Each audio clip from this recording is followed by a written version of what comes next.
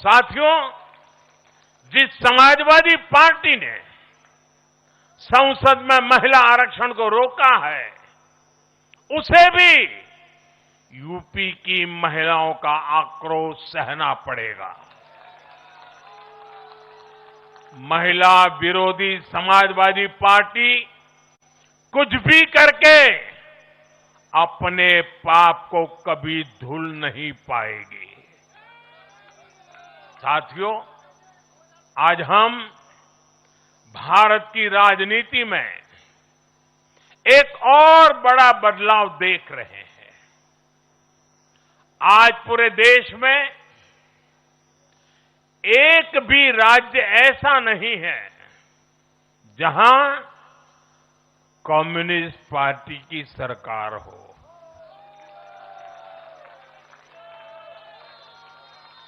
एक भी नहीं है। ये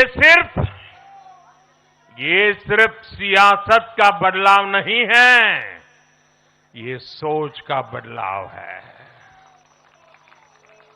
ये बताता है कि विकसित होता हुआ भारत किस दिशा में आगे बढ़ना चाहता है। आज का भारत अवसर चाहता है, विकास चाहता है, विश्वास चाहता है। आज का भारत प्रगति चाहता है, स्थिरता चाहता है। और आज का भारत ऐसी राजनीति चाहता है जो देश को आगे बढ़ाए। लेकिन साथियों, दुर्भाग्य से आज की कांग्रेस बिल्कुल विपरीत दिशा में चल पड़ी है। ऐसे समय में जब पूरा देश कम्युनिज्म से किनारा कर चुका है, कांग्रेस उसी विचारधारा को अपनाने में लगी है जिसे देश ने ठुकरा दिया है। जो माओवाद जंगलों में समाप्त हो रहा है, वो अब कांग्रेस में अपनी जड़ें मजबूत कर चुका है। और इसलिए कांग्रेस अर्बन नक्सलियों का गिरोह बनती जा रही है। कांग्रेस को एक बात नहीं भूलनी चाहिए, जिस विचार को जनता ने ठुकराया, उसे जो अपनाएगा जनता उसे भी ठुकराएगी। साथियों, आज देश का हर राज्य भी एक दूसरे से लड़कर नहीं, एक दूसरे के साथ मिलकर आगे बढ़ना चाहता है। इन चुनावों ने इस संदेश को भी बहुत स्पष्ट किया है।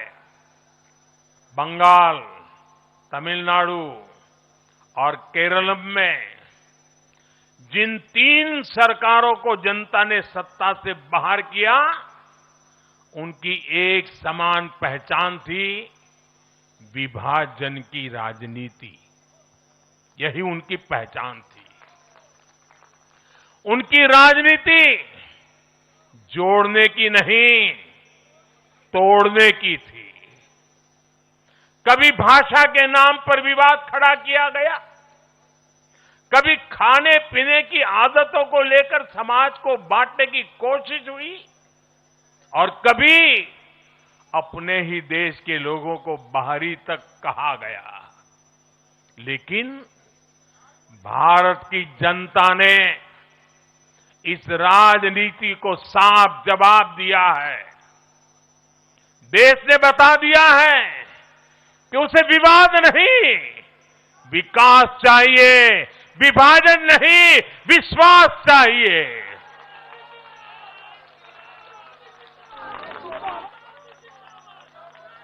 साथियों, आजादी के बाद कांग्रेस ने देश के करीब करीब हर राज्य में सरकारें बनाई। ये आजादी के आंदोलन का जो इमोशंस था, उसका उनको लाभ मिला था, उसमें से उपजा हुआ जनादेश था। लेकिन जैसे जैसे आजादी के आंदोलन का इमोशन से आगे निकल करके देश धरातल के काम पर लौटा, वैसे वैसे कांग्रेस जनता का भरोसा खोती चली गई। बीते दशकों में देश ने युवाओं की अनेक पीढ़ियां जोड़ी है।